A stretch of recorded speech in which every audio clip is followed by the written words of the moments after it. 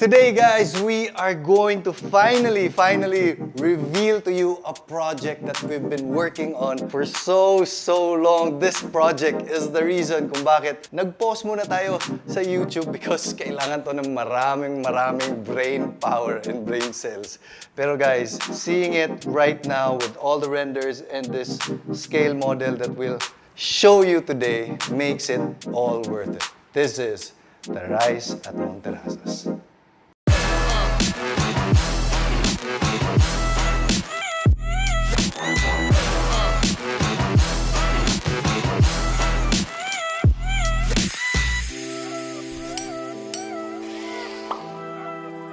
Okay, so before we actually do a reveal of the project, pag-usapan muna natin yung backstory behind this entire development because it's very interesting, especially because we are building it on the side of the mountain. So we had like 3 pillars in mind when we were designing this. We wanted to be architecturally forward, something that Cebu or the Philippines has never seen before. We wanted it to be not just maganda tingnan, pero very usable din and may added benefit to the user. And lastly, because we're building on a mountainside, we want the project to be as sustainable as possible. And we've had several iterations to get to this point. This whole thing actually took us maybe around 300 different versions. So gusto ko lang mag-thank you kay LLG Architects for being really patient with us. So these were some of our past designs, and if you see right here, it looks like any other project. It doesn't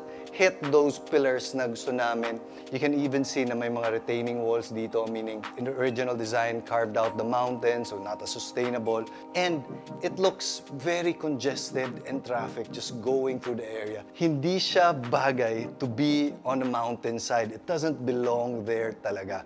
So nag-step back na naman ulit kami, and we kind of got inspired by working with nature. And the biggest inspiration for us was how us Filipinos work with nature in the past. We got inspired by the Banawe rice terraces.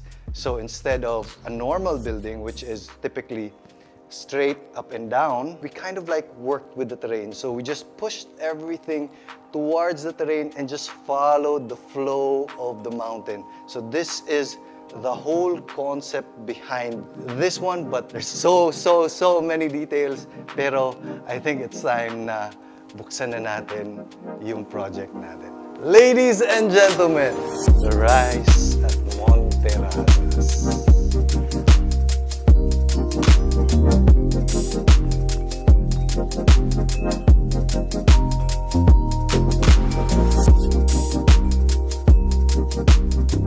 This is what we've been working on for so long, and honestly, to see it in front of me right now brings so much joy to my heart because there was a lot of times where we thought, baka itong project na to, hindi to posible because there were a lot of details that we had to think through, to work on, just to make this into what it is today. So for example, kanina pinakita natin na vertical yung structure, diba? But if you come here, imagine if this was our tower sana here, but we pushed everything towards the mountain and just worked with the terrain. So each and every space was pushed towards the back. And with that, we're able to create this free-flowing design. But not only that, this whole structure is now spread out across the mountain, making it a whole lot safer and less yung environmental impact natin. Not only that, by pushing it towards the back, the unit below becomes the outdoor space of the top, the unit below, outdoor space at top, and so on and so forth.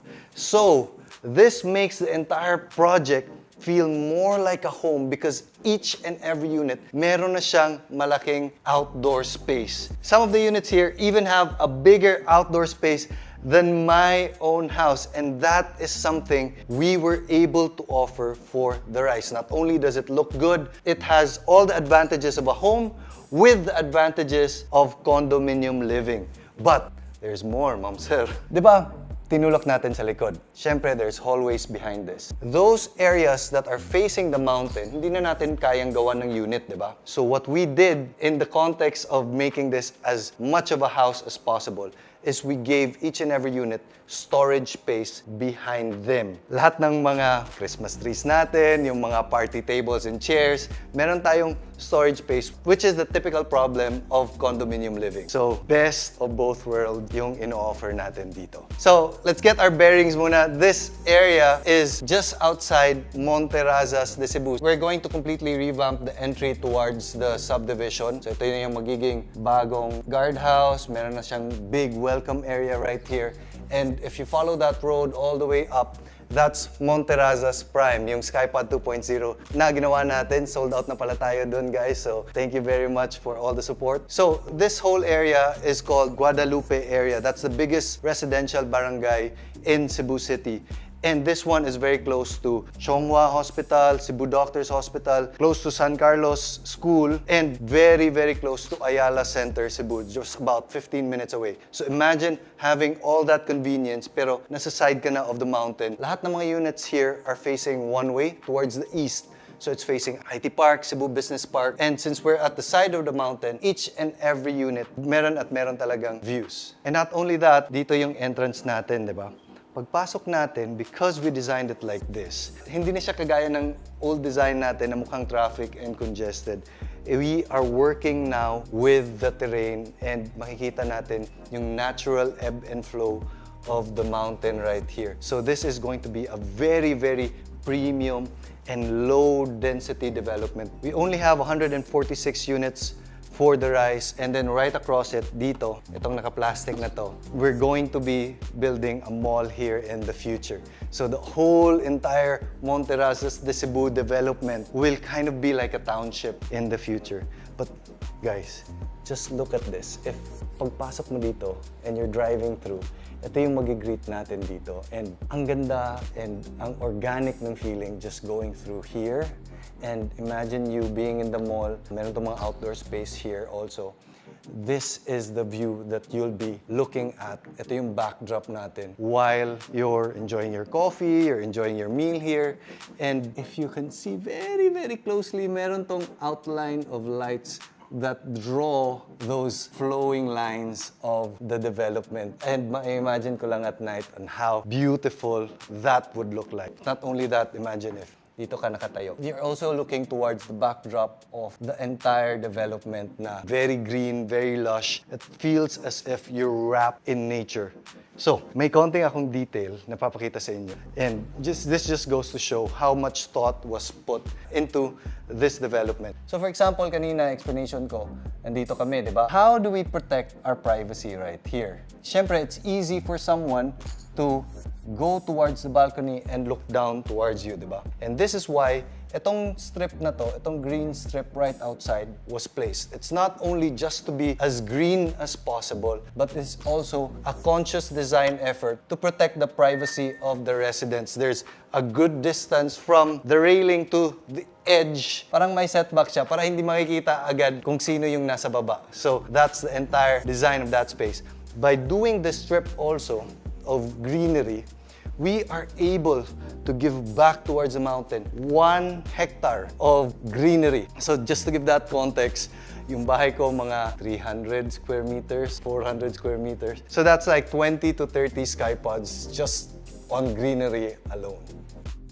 Speaking of greenery and sustainability, this was something that's very smart that was done by one of our consultants. So this would be very, very expensive to maintain, to water.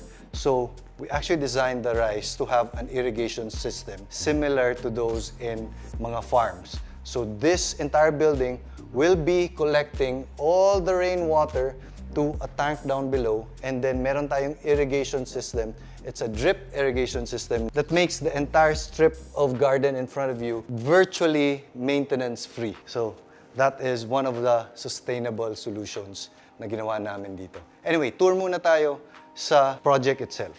So pagpasok natin, going straight would be Monterrazas de Cebu. Going to the left, this driveway right here would lead you to mga parking spaces natin dito sa baba. All the parking spaces of the Rise will have provisions for electric car charging.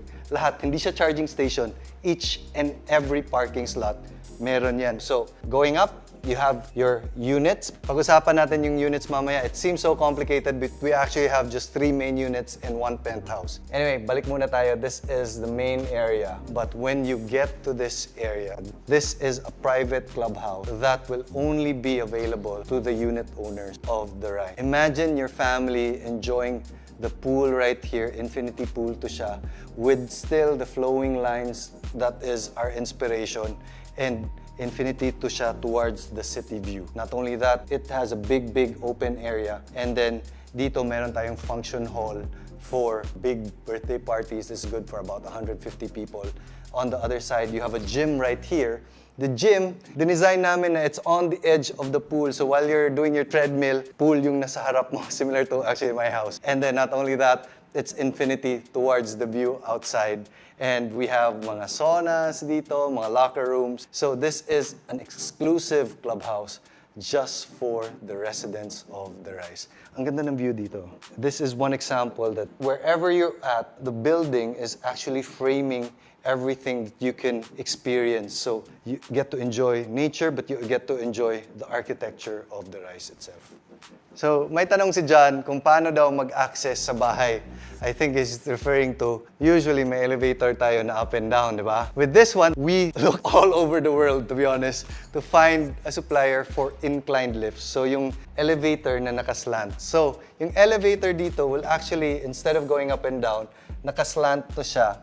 It's embedded into the mountain, but as a normal user, hindi mo mafe-feel yung difference. It's just like any other normal elevator, but yung special natin dito is it acts more like a funicular, yung parang train, versus an ordinary elevator. So we have, I think, about 6 of that in this entire development. So let's talk about the unit offerings, because this is where it becomes really special. We have only 3 unit offerings. We have the 3-bedroom. The 3 bedrooms are the main units of this entire development. And ang maganda dito is you have the same floor plan, but when you're choosing your unit, you just choose kung ano ang gusto mo na nasa labas. So we have a 3-bedroom unit that has decent outdoor space. Meron din tayong 3-bedroom unit na may jacuzzi, may bar counter, so that it's a sizable outdoor space. But we also have these units that offer expansive outdoor areas na talaga. Kaya mo nang mag-party doon, kaya mong maglagay ng organic farm, you can do yoga in the morning there, you can do a lot more things because that outdoor area can be at the range of 150 to 200 square meters, just the outdoor area alone. Next, we have the loft unit. So ito yung mga units right there that has their own pergola, and it's a 2-story unit, and pagpasok mo, ang ganda talaga. It's 2 stories right away. You're looking at your own personal balcony, your own personal garden, and you're facing the views of the city. It has a personal elevator, it has 4 bedrooms, but the design itself is truly parang nasa bahay ka na talaga. So again, the advantage of having kind of like a house, but you have security, you have the condo management, you have every single advantage of condo living. But that's not my favorite unit. Ito yung favorite unit ko. This is the pool unit. It's a bi-level pool unit. We only have 12 of these. Kinukulit ko na si Chris na bigyan namin ng budget. Pero the beauty of this is it's 2 stories, right? All the bedrooms are at the top, and pagpasok mo on the main entrance, open yan agad to your infinity pool. That's why meron ditong drop dito sa garden area, because we wanted it na pagpasok mo, infinity pool muna yung ma-experience mo. And it's kind of like your foreground to the views of the city. So it's really not a 2-level if you really think about it. It's kind of like a 3-level unit. So you have your ground unit and your bedroom units on the top. Meron din tong personal elevator. But you have this massive garden. Imagine being here at night, enjoying wine. Yung backdrop mo of your infinity pool na yung wall of water, yung konting ambience of the wall of water at the back. And then you can have intimate gatherings to big parties. Dito sila mai-enjoy mo. My personal favorite unit. Imagine being in the middle of a condo development, but you have a full-size pool. I just checked the pool area of this. This pool is bigger than the pool of my own house. In a condo setting, grabe. For me, personally, my favorite unit. Pero meron tayong mga special unit, guys. So if you enter Monterrazas, meron tong road dito, di ba? There are units right at the top na instead of parking down below, since we have this road already, dito na sila magpa-park straight to their unit. These are very, very special and limited loft unit. But we have one very, very special unit right here, which we call the Panorama Penthouse. This is about 3,000 square meters. 800 square meters indoor, 2,000 plus square meters outdoor. This is a mansion talaga. Yung peg namin dito was to create a narrow building so that each and every space will have views of the city, and then you have this generous pool with their own jacuzzi, with the outdoor area of hindi na talaga to condo, bahay na talaga to. 10-car parking, meron pa siyang service area. It has everything you would need. Ito yung gusto ni Chris. Pero sabi ko, hindi talaga natin afford yan. But yeah, this is the Panorama Mansion and easily the best unit of the Rise at Monterrazas. So when we started this project, we wanted to create something very architecturally forward. And I feel like we've accomplished it with this design. And I also think that this whole development is one of the few developments wherein it gets better over time. Like when this would be first built, hindi pa as mature yung mga trees and plants. But over time, give it 2-3 years and having all the greenery mature, this is one unique project where it actually looks better and feels better over time. So architecturally, I think we've accomplished that from the use case perspective, the outdoor space, the storage area, the working with the terrain, the views and everything. I think we nailed it on that point. But on the sustainability front, from the irrigation system, and by the way, amenity area will be supplemented by solar power also. So that's another sustainability thing that we did. And just by making this future-proof with the electric car charging and just being able to work with nature on this project really truly does like warm my heart, as cheesy as it sounds. This is a project that I'm truly proud of, but I know you guys will have a lot more questions. I can imagine yung mga questions about where the rainwater goes, soil stability, earthquake, kung paano namin in-address yun. I think this is a long enough video. Put your comments down below. Pag-usapan natin lahat ng mga curiosities nyo and how we were able to make this project possible. If you're interested on the Rise at Monterrazas, I'll put contact details and links down below. And make sure to subscribe so you get updated on this project. But for now, I'll see you later.